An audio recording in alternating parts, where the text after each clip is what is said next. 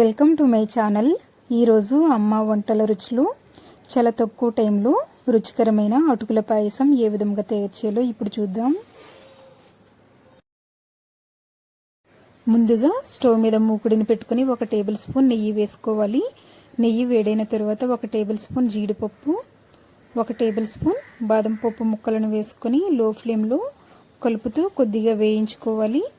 ఇవి కొంచెం వేగిన తర్వాత 1 టేబుల్ స్పూన్ కిస్మిస్ని కూడా వేసుకొని లో ఫ్లేమ్లో కలుపుతూ బాగా వేయించుకోవాలి. ఇవి అన్నీ బాగా వేగిన తర్వాత స్టవ్ ఆఫ్ చేసుకొని పక్కన పెట్టుకుందాం. తర్వాత స్టవ్ మీద వేరొక పాత్రను పెట్టుకొని 1/2 కప్పు బెల్లం వేసుకోవాలి. తర్వాత ఇందులో 1/2 కప్పు వాటర్ని కూడా వేసుకొని లో ఫ్లేమ్ లేదా మీడియం ఫ్లేమ్లో బెల్లంను బాగా కరిగించుకోవాలి. ఇలా బెల్లం మొత్తం కరిగిన తర్వాత స్టవ్ ఆఫ్ చేసుకొని దీనిని కూడా పక్కన పెట్టుకున్న తర్వాత స్టవ్ మీద ఇంకొక పాత్రను పెట్టుకొని 1.5 కప్పు చిక్కటి పాలు వేసుకోవాలి. వేసుకొని బాయిల్ చేసుకుందాం.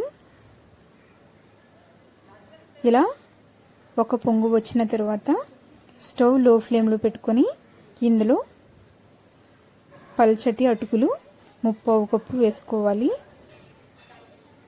వేసుకొని మీడియం ఫ్లేమ్లో 3 నుంచి 5 నిమిషాల వరకు కలుపుతూ ఉడికించుకోవాలి. ఇలా ఉడికించుకున్న తర్వాత 1/2 టీ స్పూన్ యాలకుల పొడి వేసుకొని అంతా బాగా కలుపుకున్న తర్వాత స్టవ్ ఆఫ్ చేసుకొని కొద్దిగా చల్లారనివ్వాలి. ఇవి కొంచెం చల్లారిన తర్వాత ఇందులో కరిగించి పెట్టుకున్నటువంటి బెల్లంను వడకట్టుకొని వేసుకోవాలి. ఇలా వడకట్టుకోవడం వల్ల ఇందులో చెత్త కానీ మట్టి కానీ ఉన్నట్లయితే వచ్చేస్తుంది. అలాగే పాలు కూడా విరగకుండా ఉంటాయి. తర్వాత ఇది అంతా బాగా కలుపుకొని ఇందులో వేయించి పెట్టుకున్నటువంటి జీడిపప్పు, బాదం పప్పు, కిస్మిస్ని కూడా వేసుకొని సర్వింగ్ బౌల్లోకి తీసుకున్నట్లయితే ఎంతో టేస్టీగా ఉండే అటుకుల పాయసం రెడీ అయ్యింది. మీరు కూడా ఇదే విధంగా తయారు చేసుకుని ఫీడ్బ్యాక్ పంపించండి. ఈ వీడియో మీకు నచ్చినట్లయితే లైక్ చేయండి, మీ ఫ్రెండ్స్కి షేర్ చేయండి. మీరు ఇంతవరకు నా ఛానల్ సబ్స్క్రైబ్ చేసుకున్నట్లయితే సబ్స్క్రైబ్ చేసుకోండి. సబ్స్క్రైబ్ చేసుకున్న తర్వాత పక్కనే ఉన్నటువంటి బెల్ ఐకాన్ కూడా ప్రెస్ చేయండి. Thank you for watching my video.